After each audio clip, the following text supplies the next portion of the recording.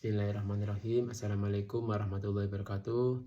Perkenalkan, saya Dr. Muhammad Udin Nuha. Pada kesempatan kali ini, saya ingin membagikan video mengenai etika pelayanan petugas kesehatan haji saat mendampingi jamaah risiko tinggi di puncak haji atau saat Armusna. Pada tanggal 8 Dzulhijjah atau saat hari Tarwiyah, para jamaah haji mulai diberangkatkan secara taradudi menuju Arafah sesuai dengan urutan kloter. Petugas kesehatan kloter bersiap mendampingi dan memantau kesehatan para jamaah, terutama yang masuk kategori risiko tinggi atau RISTI. Pertama, sebagai petugas kesehatan haji, kita harus melakukan pengukuran tanda vital, terutama pada jamaah risiko tinggi sebelum mereka berangkat ke Armusna. Kemudian kita pantau secara berkala para jamaah risiko tinggi ini, jadi mulai perjalanan dari hotel sampai dengan di Arafah. Saat tiba di tenda Arafah, yaitu menjelang wukuf, salah satu jamaah risiko tinggi mengeluh pusing dan lemas. Maka kita sebagai petugas kesehatan haji harus segera melakukan penanganan awal. Yang pertama kita lakukan adalah kita melakukan anamnesa. Bapak, Ibu, apa yang dikeluhkan? Jika pusing dan lemas, maka Bapak Ibu bisa istirahat. Kita lakukan pengukuran tanda vital terlebih dahulu ya Bapak Ibu ya.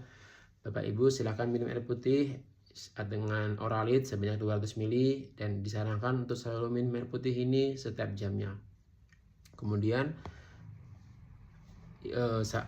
setelah prosesi wukuf, petugas kesehatan melaporkan kondisi jamaah kepada sektor dan bersiap mendampingi jamaah menuju Muzdalifah dan memastikan tidak ada yang tertinggal atau kelelahan yang berlebih. Kita sebagai petugas harus melakukan briefing terlebih dahulu pada jamaah, terutama jamaah risiko tinggi.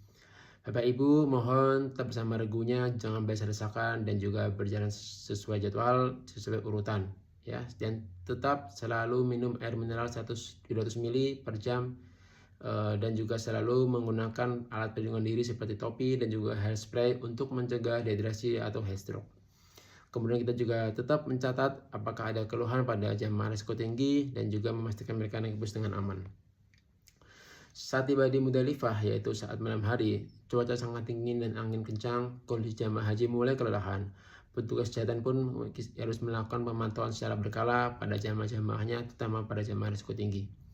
Assalamualaikum warahmatullahi wabarakatuh. Bapak Ibu semuanya, apakah ada yang merasa kelelahan atau pusing atau ada keluhan yang lainnya?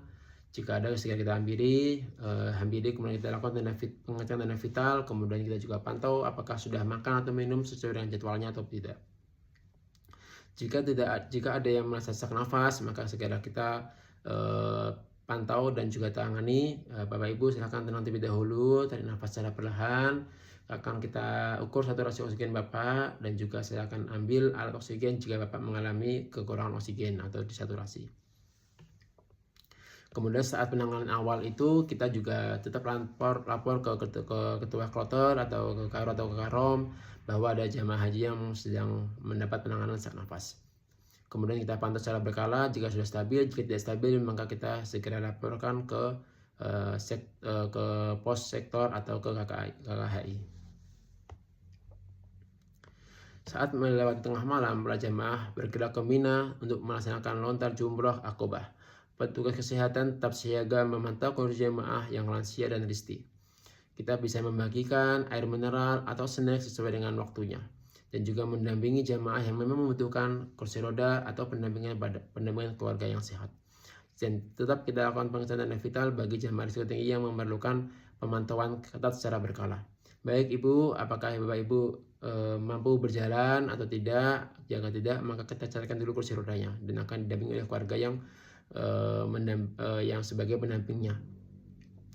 Kemudian setiap tahapan ibadah haji, petugas kesehatan harus selalu melakukan pemantauan demi kenyamanan dan juga keselamatan para jamaahnya, terutama pada risiko tinggi. Ya, kolaborasi, kesiapsiagaan, dan empati adalah kunci keberhasilan pelaksanaan haji. Demikian video dari saya. Wassalamualaikum warahmatullahi wabarakatuh.